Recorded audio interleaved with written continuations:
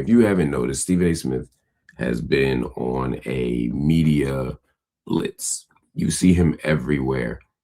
Um, and he's talking about lots of things. Um, he's talking about crime. He's talking about violence. He's talking about ICE. He's talking about Epstein. Stephen A. Smith has been talking about lots of stuff. And look, Stephen A. Smith has every right to speak up and speak out on every topic. He's the American citizen. He's a voter. He's he's an observer. And so I don't begrudge him his right to speak on these things. I don't begrudge him his right as a journalist to speak on these things. I know some people say stay in the sports lane. I don't say that. I think it's disrespectful. I think it's disrespectful to him. Sorry, I'm pulling up the audio. I think it's disrespectful to him.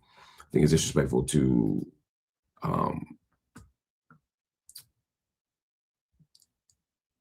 the fans who watch him, to assume that because he's a great sports commentator, and I think he's the greatest sports commentator we've ever seen on television, he's the best at what he does ever, that because he does that he can't talk about other things. That's not right. We let Brian Gumbel do it. We've let Bob Costas do it at certain moments. We certainly let Howard Cosell, at least jab at some folk, no pun intended. We've seen it across the board. So I that's not my thing. The question is, what are we talking about? What are we talking about? Last night, a clip came up that I want you all to check out of Stephen A. Smith speaking on ICE. I want you to see this, and we'll talk about it on the other side. Yeah, you're talking about the border. Yeah, the border needed to be closed, but that was because Biden opened it. If Biden had it opened and followed Obama, who deported more people than Trump did, in Obama's term in office, over 3.1 million people were deported.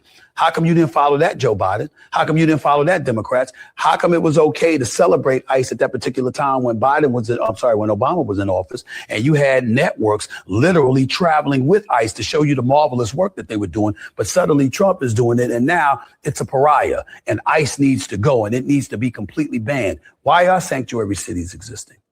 Why is that? Why do you get to, implement laws that could get you to ignore federal laws? How is that? How does that benefit our country? I'm saying to ask ourselves these questions. So much to be said here. So much to be said here. We'll get into the deeper analysis of his comments. We'll get into the full breakdown of his words maybe later. But just a couple points. We have to stop pretending that everything is the same. Was Obama the deporter in chief? Absolutely. And I was on Obama's ass for the deportations. Absolutely. Many of us were on Obama's ass for the deportation. So the left wasn't entirely silent. But he's right. There is more outrage from Trump at the border and Trump's handling of immigration than there is of Obama's. Well, why? Well, why? Well, yeah, because Obama is deporting, but he was mainly deporting people as they came in and sending them right back. So he definitely deported more people. But the type of deportations that we saw under Obama were not the type of deportations, family separations, lawlessness, etc., that we saw under Trump first term, 45 is right, and in Trump 47 that we're seeing right now. Also, when we say, well, people are celebrating ICE then, why are they not celebrating it now? People weren't celebrating. Who are all these people that were celebrating ICE? Of course, there are networks and people who will always celebrate militarism. They'll always celebrate fascism even. They'll celebrate whatever you give them to celebrate. But on the whole, the average American citizen was not celebrating ICE. In fact, I would submit to you that the average American didn't know what ICE was and wasn't thinking about ICE. ICE is becoming an issue now because of the extreme recklessness with which they're operating, with the extreme uh, indifference to rule of law, civil procedure, criminal procedure, constitution. It's because of these things. It's because it's because they're running into people's jobs and people's schools. It's because people are dying in the streets. These things weren't happening before. And so, yes, if the argument is, well, why weren't we more outraged when the Democrats were doing some of this stuff, and they were doing some of this stuff, I think that's fine. But the answer isn't to do less now. The answer isn't to be less outraged now. The answer is to be more outraged when Democrats do stuff. So this isn't the moment to ignore Trump or to push back against the critiques of Trump or to not hold Trump accountable. It's to just be consistent across the board. And Stephen A would say, well, I'm sure Stephen A. Smith would say, well, that's my intention. My intention is to hold everybody equally accountable. I get that. I think that would be a reasonable thing to do. It's what I do. I'm not a Democrat. I've never been a Democrat. I hold them accountable. Republicans, never been a Republican, hold them accountable. But Stephen A. Smith is doing something else. Stephen A. Smith is continuing to do interview after interview after interview, which again is his right. I'm not saying he shouldn't be doing it.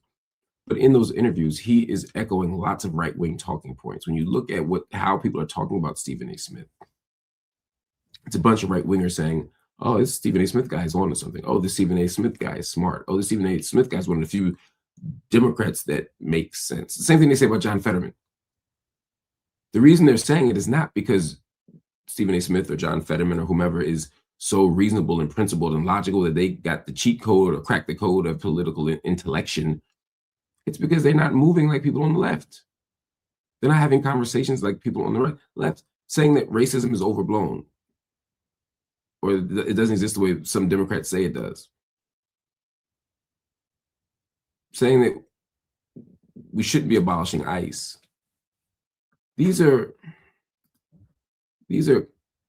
comments that do no one any favors. Speaking out against Jasmine Crockett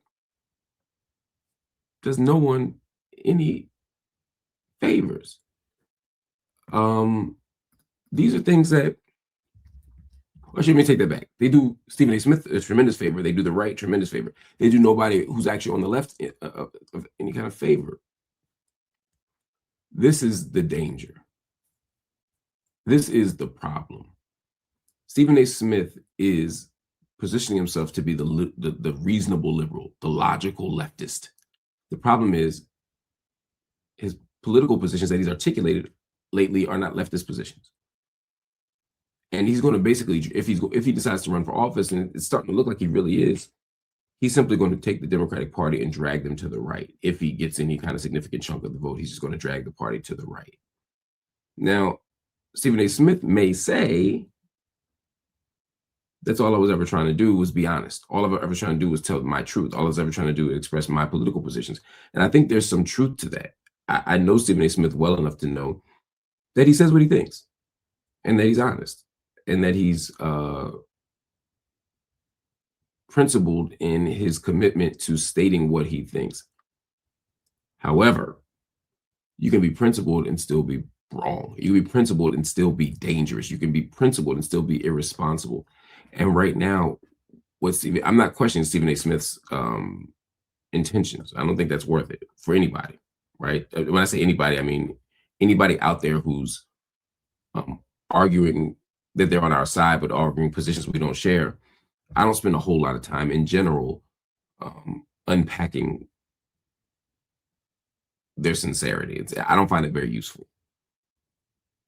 Instead, I focus on the harm and the danger that their positions can produce, and I try to break down the non-facticity, right? The inaccurateness of a particular comment, rather than focusing on whether or not they did it for a malicious reason or not. Although I don't think Stephen A. Smith in general is malicious, I think he, in the comments I've seen lately, has come across as uninformed on the issues. And so if you're making statements that are uninformed, that do tremendous service to those who are powerful and those who are oppressing the most vulnerable people in this country, then it's danger. So then it's dangerous, excuse me. And so when I hear Stephen A. Smith talking, I get nervous. I get frustrated. And the fact that he's being propped up in position to run for president, that means we're gonna get a whole lot more talking, and we're gonna get a whole lot more danger